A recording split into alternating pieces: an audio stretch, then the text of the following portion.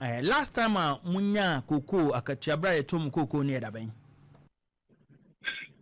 Koko di ampe ye start season no August until September mu nyina na ya start ti koko. Edure mu a koko no na koko no dia ya tete nkete ne dia ya de kwa na yifia. Edure mu April November ena asem no be ye denden a na fa koye se yenye sika ene dia pia ye ka. Medase honorable Frimpong Addo wadarumo the cocoa farmers kan as member of the Agric committee abedrumanim na abedrumanim a se na mofa no na mo be ne moto afa wadaruma ofeni medase menchia rinda ana ne buati Opemsuo jumedia audience ne se be dia boa ko afo no ni so obiani na opening koko asem no we ni se o ma ya bebo amane ansa na watimi akabi me no sabia me ka se koko yenyi politics in koko oh na yenyi aye koko na yenka ye koko sem maka aka se until say e be liberalize koko ni tono sa problem ni ebe kwa ba sa kotem bia ne de ya amanyosem so na ensem no wo kra ye ntumi nka ensem ni ye me cocoa farmer etita bia no I speak on behalf of the small scale cocoa farmers cocoa kra ye Ghana na ye commercial cocoa farming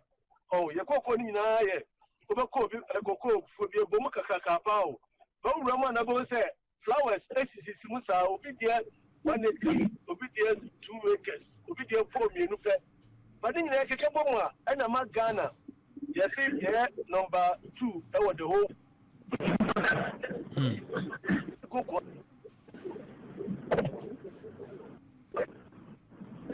ama abaya asifim kakra ne se cocoa ni pa se otitini mo remu pa ti a esuo na ensanso ni owo ni ade nyina na otini cocoa na what the bar nukre ni cocoa kuafo omu yestikafo most cocoa farmers are very poor but emna tamwa ese cocoa kuafo ye di mrepa no ye every time no that is November, October, November, December. Anytime a cocoa kuafo Yesusano, that time no papa peti menye sika no dia to ronya tare ama.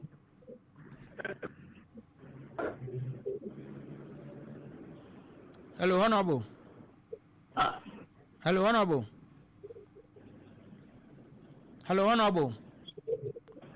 Honorable line no adrop ye betra say ye besan anya ne biem na mesana ne we nimra mo beka say musika delay ana say ebia etasi ebia sipen abaye otwa mu the same thing they do baby no na ye me kai say ye nkrofo ni bibesi ne wo sika no saa na ye ya kana kemu abesi ne buying agencies and say LBCs no omuta you know sope na ade na ye bata omu say okwu afo no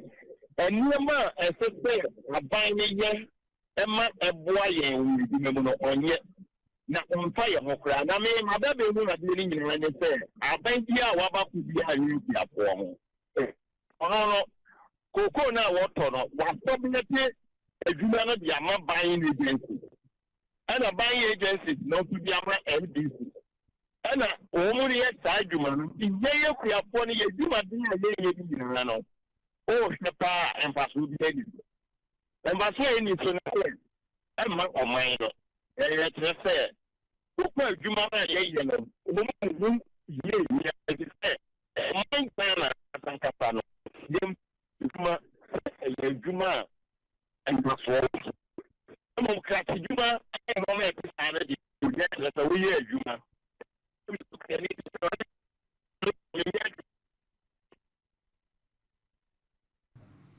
network sinye but me call me other line so no matter say met me assign anya honorable baby obi an ye hwe koko ho nsem na ye no na me ne president Cocoa Farmers Association Mr. Anane Boating and afe honorable ya Frimpong Addo me mpanyimfo na etwetwe nkomo de ntia me kan me di mom you know aba no honorable ye member of the Agric committee or parliament and me be son from the parliament on no send no so ate asem ya o de no mo ya found that committee Agric committee no asasem be do mo ni ma de no mo ya found and the president no so omo haw honorable tebi na ye hunu wo abontina wo kam ya na ye hunu I think Mbisa president said the last time enya sika no na etisa nti honorable assign aba ahomane so honorable we dey meda say line no ha adwen ena wie pa yo na me ka say koko kwani dia say Ghana so for the one is small holder farmers said ana ne bwati kade aba pepe it is how for no umunya sika for Coco Bredo and Opemsuo. Oh, but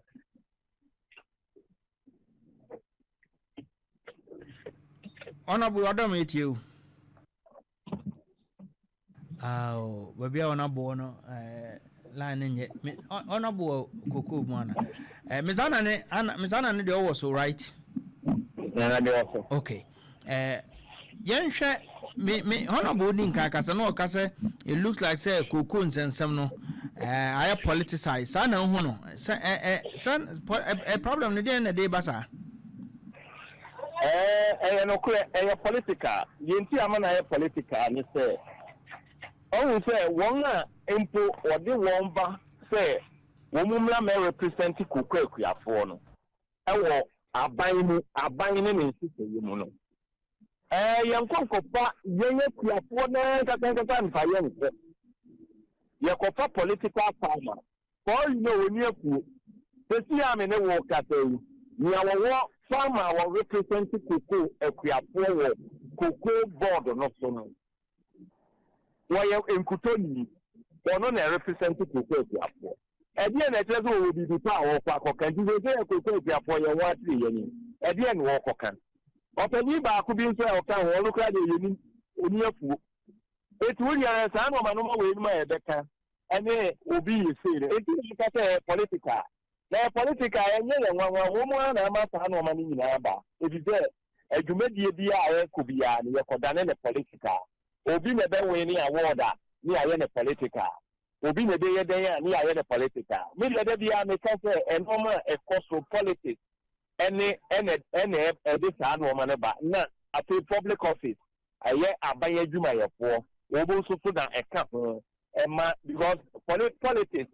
and I say political leaders omo ni aban adwuma yefo omo ye awarefo de we be ye no no ye woni ni nyina na esibomu one ne na ekoba etibire bia na adwen ba ko nti so omo mi elu be tia de ewo adwuma ho dia let say adwuma no enkoso na enye adwuma Menya honorable ahoma foforo so me try say honorable ne dia ahoma ne high so be din komo no ye be din komo o high kusi se o ka say be din komo wada ma yetie wa me fa cho machi oh say de na me ka no say Coco kwani no sambre ya na asese utumi nyeska fiti November December ma say October November December na how a woman is a few way for a very long time me Coco from yes me Coco for a piano abba say yan to me yeska Emma men for mammy shasuni men for the dear man na me so mentimi for menkai the last time assassin me see but a few way BBC a hard dream papa say if it's October eba besi samre Coco kwafo no Coco ekuo na ge ya ne say ebi o ma obekọ license buyer no on person obeje si okra na be na sem it is how san so aba de be fie na obi a oni Coco mu bia no most Coco ni hata no ekra na se asa na waswa de aba bebi a eyi wona imagine say wa bebi a eba beto no imagine say wa papa obeto Coco okoto Coco na Coco kra che ne say ontimi nto na safa wade ko na wa soa wo koko enya asem ketwa na ye ka ho asemi ona wo soa wo koko e de na asi anti aban ne nya sika eto saa koko yi wo de me ba se de afie bia ye no ye bibia friend no syndicated loan na syndicated loan no emu nsem no bebre sika ne fa esa ko abroche banks no de ma no eho eti penifo trase no de omu kabo ma no se no ade we ye betimi ato no Ghana ha ma sika ye hwe no sa de ma no nyina ba bedi Ghana ha enti ya tra sa de no enfie mienu eye adwuma na afie no minim de koba ya afi yentumi nya sika no to the first na ye di syndicated loan na sa sika no ye be to wie no na sika no fa sa akọ abrochiri already cocoa na Ghana and Cote d'Ivoire you produce over 70% of the world cocoa and so sika buy and some say jama say a new 6 billion input so you Cote d'Ivoire but cocoa industry no is over 120 billion industry na say you produce kase pa skafia we ne buy wa it is a pe kwa bia ska no ebeba nyina beba yo now one of them ska ya de to cocoa no eti epenifo keka muti bo mu na eja esikafo so omo nim sikasemu pa edika muti wo no so look e betimi average sika no awa ade atoye koko na sika sanke ebe hwere na ebe ko no ebe ka wo he ya na minim afie we de koba ya omu nya sika enfanto no va se obisa me me information menya free cocoa board omu public affairs director no e bia odi ba out ni say syndication na ya anko no e na ama yentimi enye skanto koko no but okesa enye no kra because abai ba your friend is saying January na efi January eba besi August e bia koko no because the old cocoa season ended July and August e bia ye echefi oba ni nyina akokwa kwefo atuto ateti nyina mutimi toy na montama kokko no ba bebre na esese mo beto na mbri de ho de musis kani ho timi metwi ho a menti ase na sa all system na yede ye just indication no de etimi ko LBC so no money certain banks no mo mai scam yede ye no eno bi na mo follow ya nti e ba se na efi November October November e ba no now so na cocoa ne kase pa gina Ghana cocoa ne kase pa no ye just 3 months pe October November December efi January ba ni na ya yanketenkete na ebe mo pa se satam no na cocoa bo wo so pa na enso yantimi ampe akwabi so anto sa cocoa na ama cocoa no sisi aka akwafo aka omo pata so no mumfom na honorable we are member of the committee Agric emedrum anim aba in fact echina committee no Asia cocoa board eti we dey be fuma bebia e be di ho e be sanfo na me bisa we no ba bi na kasa say anka farmers and council na ye mane nye political ye no mu chemu na ne sen ye nti ameka sa ne say anka cocoa adwuma ne die no kra ba kupe until say ye be liberalizing na private sector private sector for no the local in the moto nemo untimi nkoton no outside them run share cocoa so no untimi nkoton cocoa outside but it is a true cocoa marketing company cocoa board eju omu di bakono no it is ba ni sepe na ha je won say ebo no kosro pa say akuafo eti hu enya ho mfaso ana say ebo no so ba fo mo so a eno so affect akuafo a eno obi antimi nka hwe but when the I monopoly na che until say that time no be ebedu no sa kokoro asem ye beba sia na mo eba na fi ya no political say aban sisa ba ya koko omo mhye koko so mpanimfo ni nyina ne ya nsaki omo a na ya transfer omo ko gugu nkrasi bi meanwhile enim dia omo asua ni ade nyina no na nyina ya hwe no ne di new nkofobia ba dia to yesesi sa de ni bi pepepepepepepepepe omo akofa ba fo na omo de sai ni ba ye no omo nyina ya pambo omo nyina ya pamo mu nyina de omama ye gas indication ko ene ehwo nyama ba ni nyina sankofo no ba kokura ni wo sesei omina ya pamo mu na bede na ye ntina meka say ye nyi politics fi koko adwuma no mu a ebekọ so aye sei saa mene ye o menua ana ne boaten e wo ahomanse na ono so kakra odi to political yin so o se ne ukọ ayi political farmer kokobo de ogina mu makoko no kra no ono nkuto ho adwuma no ye I think idea committee na also mo fana mo di ho dwuma. It looks like the farmers are not really happy. And no na menua na aboso no na say committee no they go kan uko parliament committee no the majority omu ye nanu mendisi fo ya omu na se omu ebu oman no the committee no ye 17 omu ye 12 ana minority MPP for no 5 enti bibia so the parliament bibia so ye to aba enti say committee no omba na omba kika unyansa sem nyina na ye to aba na say ye mfa dodo no say ye mfa nyansa sem na enkosiaga enti asem a ese Ghana fo nyina edwendwen side especially baby ye kokọ adwuma no ese side ye edwendwen ho pa na yetumi enya ne pumes sibrese kokọ industry no say politics everywhere mu so much say ama industry ni gu me wonim say am fear pa unfortunately for Ghana kokọ baby ye dua kokọ bia no yetu sika ko ho and kokọ is competing with gold, competing with coconut. Me say me baby ekwafo ato mu kokọ ye twegu a ye dua coconut kube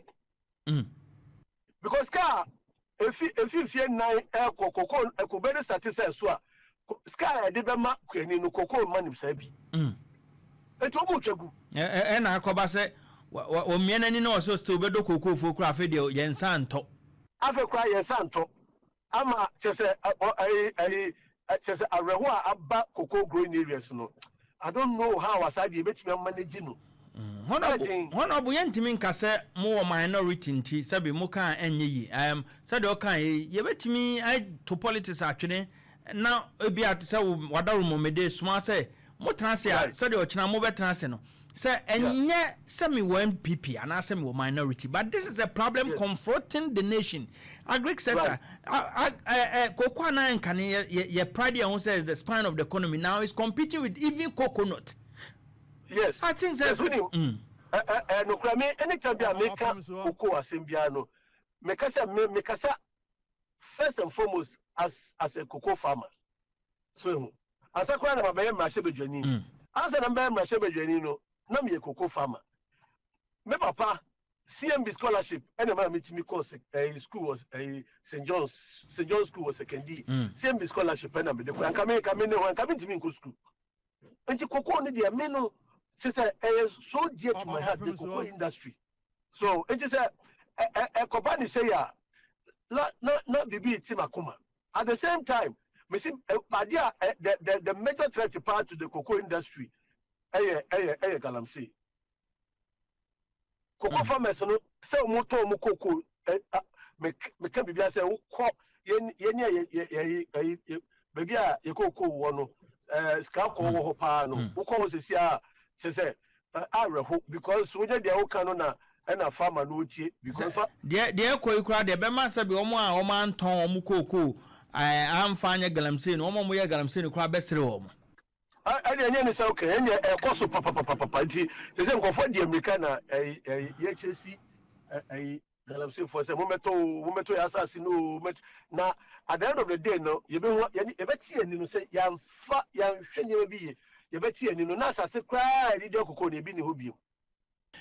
Honorable Major Mwakona made the small wadarma, say, move the mumma yen or manfoy.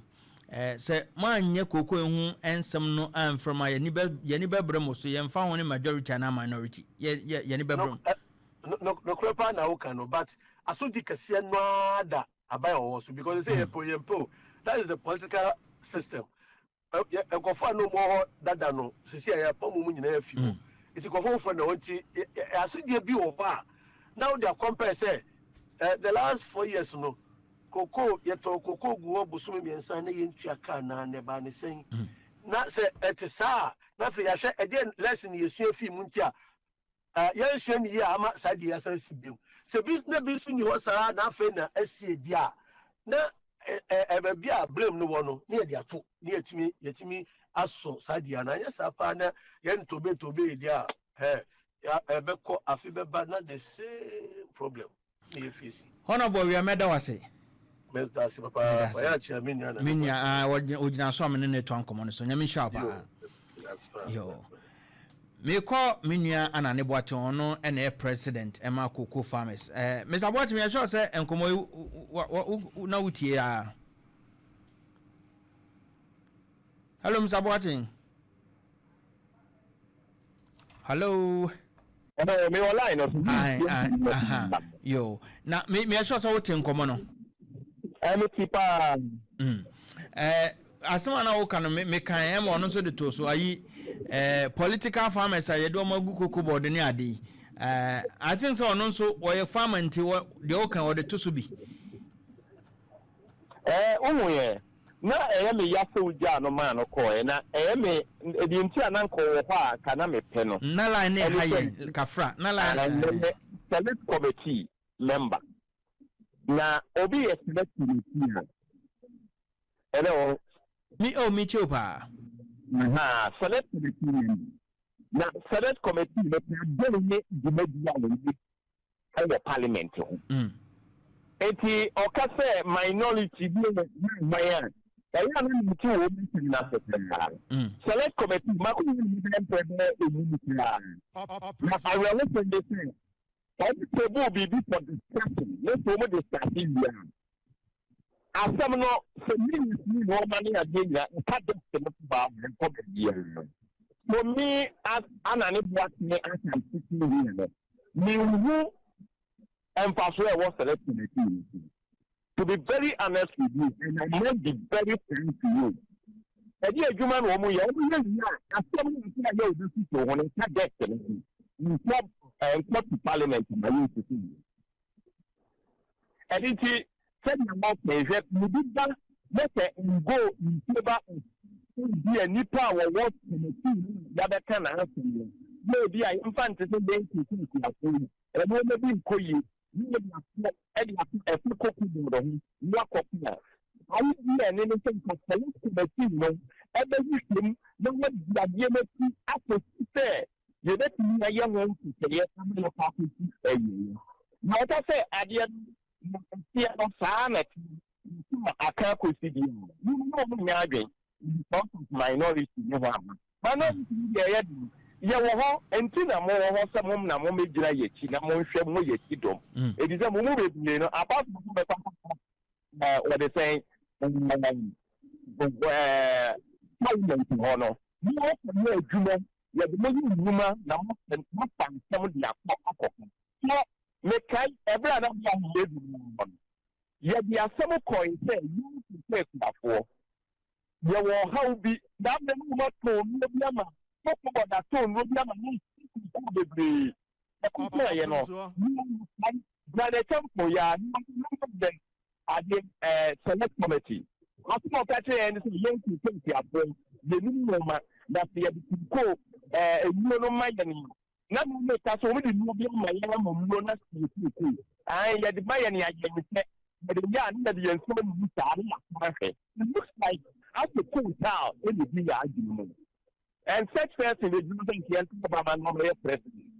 but oh me I never one my open kura you can you go kasa no and no be break mo enu ma enkoye just say yes one me constitution na mandate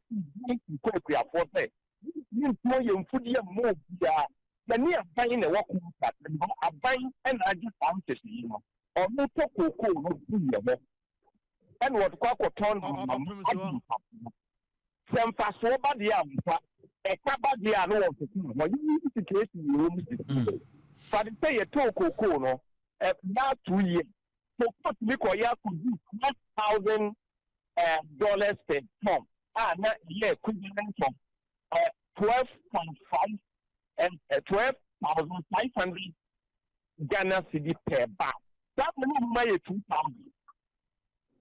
That 2,000, you know, they are not a dash one leftovers in a bag, you know. That's leftovers left by him. I buy way back power, how will be left auditing, you know. A combined cocoa bond, but it's not about 34,000, billion dollars. A billion Ghana cocoa board account or this no. Cocoa board that one year you must figure out. It's me funny saying, why you this stuff, Mamma will be. I think the other Kawaii, Juma Babaka, I think the other Juma Babaka. Never to my money finance on for 2 years. Many of Kata says, Minister for Finance and not of the what Abu you said one thing. That minister, just why you do Mama Sabani, yes, to pay the of my 10 years. Other than a cocoa board, not a yet entity or representing government, the beer will hear Juma Baka and what that's happy. Now, I can finance Mr. Raffiniding. Me patrol say, Mr. Can finance minister and Raffiniding. No, we are feeling the young one say, ye Katabi brain, ye bit from about me. I know, and no one working over at an arcane. You put it out of making, and now Raffiniding is here. Oh. And you want and to for years and say, well, what trouble and the Omra and the other channel and your baby say, oh, yeah, Juman problem, but on the idea, Tata, Cocoa board, a dear Juman or ya, and the do Sabria own minion, say, Yaya Kuya Yen Sissy, Constitution, mandate is intimate on yin, and they can hold say, Cocoa board, and share now on your welfare in my game. I see the other tea, I see a welfare, woman, yan a pension, yet the amount. Yayen knew a dubiase, Adia Yayen or Takwa, Adia Yayen or says, with the sinner, I don't know back and me. Oh, yeah, means I make mediators and I make us say, yes, almost parliament. Parliament to Adia Jumana, yeah, no MPP, and no one go yen Febano, yen can wash him. A year woman, Yamayeno, 47 good years in Tuminia Horsey. It be seen now in a walk, I say. I know the Abina that sort was say a Ghana military and a bar say. Yes, a woman for woman, young baby, my woman, Yanya, and to come out, we get out of the office. So you saw a teacher for and Casabri and on my way and Kalaya, that's your woman, dear. And a doctor, and Casabri, Nipper, a far from Wunkayas and Ketua. Paco Coquia for 47 good years. Yes, I have got to Obama Parliament. What for? And somebody be one of my own. You dear Tra, Kessa or buy a walker syndication. I ever say, Coco no woman toss, the Boko could do a young cotia, ye me see a target syndication, young Piama, and when you understand your council syndication. Your council syndication, you know, the Aqua Cobani say, your IMF issue, it won't mean Quajabo free. World Bank and Adia be too cool. Say Coco so boy then.